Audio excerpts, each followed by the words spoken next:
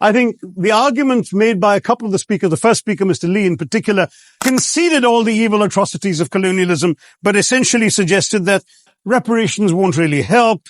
They won't help the right people. They'll be used as a propaganda tool.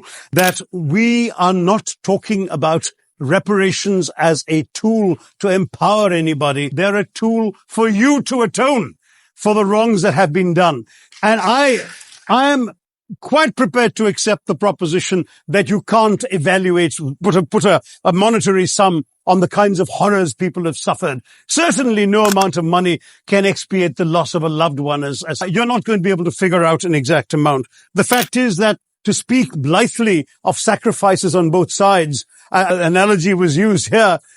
A burglar comes into your house, ransacks the place, stubs his toe, and you say, well, there was a sacrifice on both sides. That, I'm sorry to say, is not an acceptable argument. The truth is that we are not arguing specifically that vast sums of money need to be paid.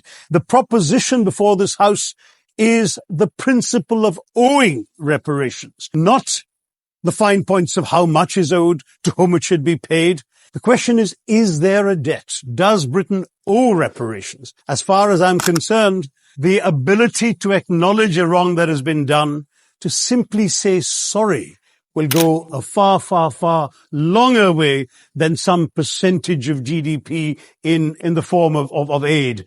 What is required, it seems to me, is accepting the principle that reparations are owed.